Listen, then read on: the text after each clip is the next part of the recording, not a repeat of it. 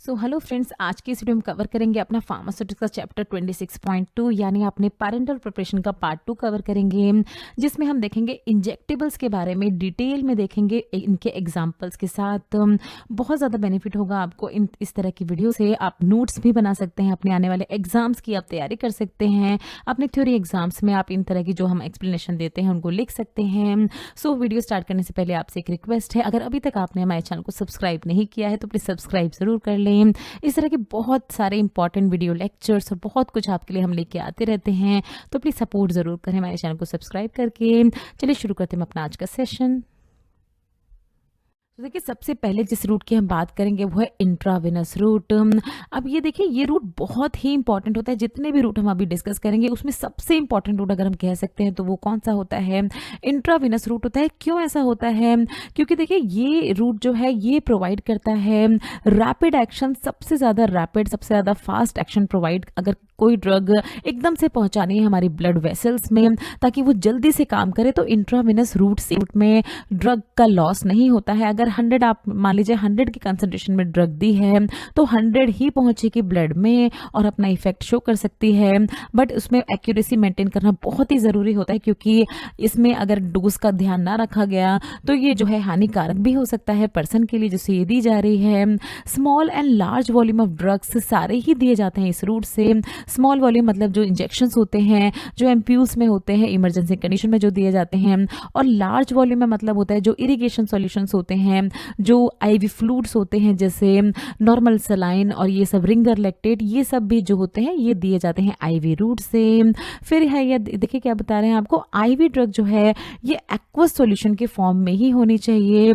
तो एक्वस क्यों होनी चाहिए? क्योंकि हमारे ब्लड में जाके ये आराम से मिक्स हो पाए हमारे ब्लड के साथ जाके, किसी भी तरह का प्रेसिपिटेट फॉर्म ना करे, क्योंकि ये भी काफ़ी ज़्यादा घातक साबित हो सकता है। अगर ये इस तरह की ड्रग प्रेसिपिटेट हो जाए हमारे ब्लड वेसल्स में जाके, तो एक्वस फॉर्म में होनी चाहिए।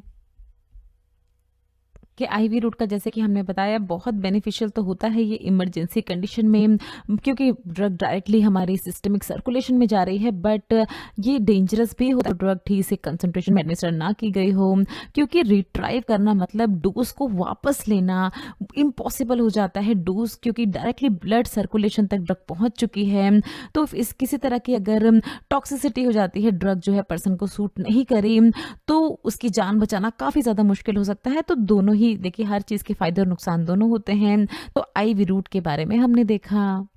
बात करते हैं कुछ बहुत ही इंपॉर्टेंट ड्रग्स की जो कि इस रूट से यानी आईवी रूट से दी जाती हैं। बहुत सारे एग्जांपल है इसमें। देखिए, कीमोथेरेपी ड्रग्स की, कीमोथेरेपी मेडिकेशन जैसे कि आप सभी को पता होगा, कैंसर में कैंसर के पेशेंट्स को जो दी जाती है, बहुत ही कॉमन एग्जांपल है। देखिए, डॉक्सोरिबिसिन, विनक्रिस, तो इस तरह की मेडिकेशंस दी जाती हैं डायरेक्टली आईवी रूट से। और कौन सी मेडिकेशंस होती है? तो देखिए, कुछ बहुत सारे एंटीबायोटिक्स भी दिए जाते हैं। अगर किसी तरह का इन्फेक्शन हो गया है तो उसको ट्रीट करने के लिए, जल्दी से ट्रीट करने के लिए, जैसे वेनकोमाइसिन, मेरोपेनम, एंजेंटामाइसिन जैसे एंटीबायोटिक्स। फिर हम बात करेंगे कुछ एंटी फंगल ड्रग्स भी होती हैं जो इस रूट से दी जाती है, जैसे आप देख रहे हैं मीकाफ्यूगिन एंड एम्फोटेरिसिन। और फिर लास्ट में हम देखेंगे कुछ पेन रिलीफ मेडिकेशंस होती हैं। पेन रिलीफ मेडिकेशन जो है देखिए बहुत ज़्यादा इस्तेमाल किया जाता है इनका आईवी रूट से देने के लिए, क्योंकि इंस्टेंट पेन रिलीफ करवा देती हैं। बहुत से लोग होते हैं जो कि कुछ वजह से काफ़ी ज़्यादा पेन में होते हैं, तो उन तरह के लोगों को, उन तरह के पेशेंट्स को दी जाती हैं ड्रग्स जैसे हाइड्रोमॉर्फिन एंड मॉर्फिन जैसी ड्रग्स, हाइड्रोमॉर्फोन जिसको हम कहते हैं। तो ये सारे ही क्या है, पेन का काफ़ी अलग अलग वैरायटीज़ की ड्रग दी जाती हैं हमारे आईवी रूट से। देख लेते हैं देखिए, आईएम इंजेक्शन यानी इंट्रामस्कुलर इंजेक्शंस के बारे में। तो सबसे पहले जान लेते हैं देखिए इसकी साइट ऑफ एक्शन क्या, साइट ऑफ इंजेक्शन क्या होता है। दो साइट ऑफ इंजेक्शन होते हैं मेनली इनके, एक होता है हिप्स में और दूसरा होता है आर्म्स में। अगर हम हिप्स की बात करें तो ये देखिए हमारा पेल्विक रीजन होता है, इसके जस्ट नीचे ये जो स्पेसिफाइड प्रोफेशनल्स, जो भी इंजेक्शन हम बात कर रहे हैं वो स्पेसिफाइड प्रोफेशनल्स के द्वारा ही लगाए जाते हैं। उन्हीं को पता होती है इंजेक्शन, फिंगर की फॉर्म में वो अपना फिंगर बनाते होते हैं। और इसके यहाँ पर ये जो आप देख रहे हैं पॉइंट बीच में, यहाँ पर दिए जाते हैं intramuscular injection just below pelvic area. अगर हम आर्म की बात करें तो यहाँ पर ये देख रहे हैं, देखिए हमारी कौन सी मसल होती है, डेलॉइड मसल होती है। डेलॉइड मसल में इस तरह का ट्राइंगल शेप वो स्पेसिफिक होती है इसकी इंजेक्शन साइट इंट्रामस्कुलर इंजेक्शन की। अब देखिए इंट्रामस्कुलर इंजेक्शन जो होते हैं वो आईवी इंजेक्शन जैसे नहीं होते हैं, उनका हमें लेस रैपिड एक्शन चाहिए होता है, बहुत फास्ट एक्शन नहीं चाहिए होता है इन तरह की ड्रग्स का। कौन कौन सी ड्रग्स दी जाती है वो अभी हम देखेंगे, बट इसमें वो ड्रग्स दी जाती है जिनको हमें डिपोट फॉर्म में देना है या जो हम चाहते हैं कि हमारे शरीर में काफ़ी लंबे समय तक काम करें, तो वही ड्रग्स एडमिनिस्टर किए जाते हैं। आपको देखिए एक्वस प्रिपरेशन, ओलिगोजिनस प्रिपरेशन या सस्पेंशन, तीनों ही तरह की प्रिपरेशन इस रूट से दी जा सकती है।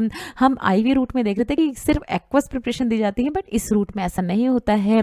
सभी तरह की प्रिपरेशन आप देख रहे हैं अपने स्क्रीन पे दी जा सकती है इन तरह की प्रिपरेशन।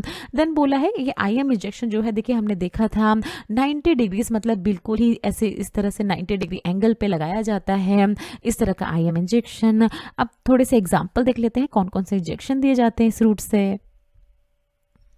एग्जाम्पल देखते हैं कौन कौन सी मेडिकेशन दी जाती है। सबसे पहले देखिए एंटीबायोटिक्स, जो एंटीबायोटिक्स होती हैं जैसे पेनिसिलिन जी, देन आप देख रहे हैं benzathine penicillin, benzathine penicillin, streptomycin, ये तीनों ही मेडिकेशंस दी जाती हैं आईएम रूट से। देन देखिए बायोलॉजिकल्स जो होते हैं जैसे इम्यूनोग्लोबुलिन्स, वैक्सीन एंड टॉक्सॉइड, बहुत सारे दिए जाते हैं इस रूट से। एंड हम देखेंगे किसके बारे में, हार्मोनल एजेंट्स, ये बहुत ही ज़्यादा एडमिनिस्टर किए जाते हैं हार्मोनल एजेंट्स इस रूट से। जो आप देख रहे हैं बाकी एंटीबायोटिक्स और वैक्सीन वगैरह और भी रूट से दी जा सकती हैं, बट ये जो हार्मोनल एजेंट्स होते हैं मोस्टली डिपोट फॉर्म में इस रूट से दिए जाते हैं। जैसे एग्जांपल आप देख रहे हैं टेस्टोस्टेरॉन एंड ये आप देख रहे हैं मेड्रोक्सीप्रोजेस्टेरॉन। तो ये बात करेंगे देखिए सबक्यूटेनियस रूट ऑफ इंजेक्शन की। सबक्यूटेनियस इंजेक्शन जो होते हैं देखिए ये ऐसी मेडिकेशन इनसे एडमिनिस्टर की जाती हैं जो कि काफ़ी स्मॉल अमाउंट में हमें एडमिनिस्टर करनी है, ज़्यादा अमाउंट नहीं चाहिए इनका।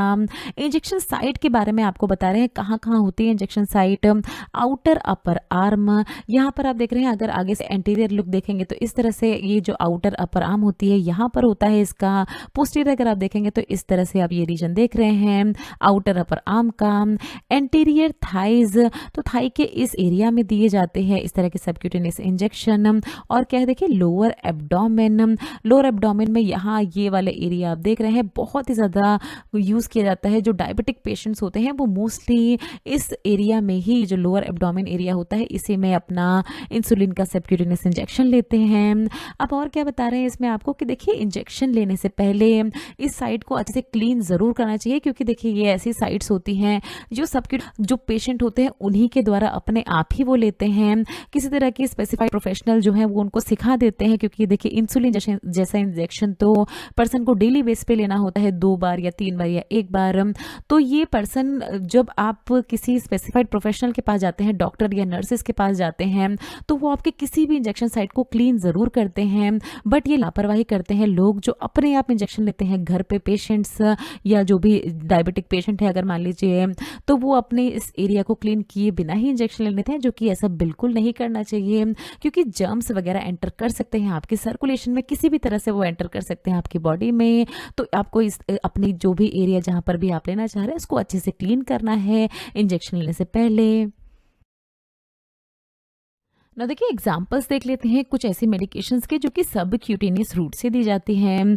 सबसे पहले आप अपने स्क्रीन पे देख रहे हैं इंसुलिन।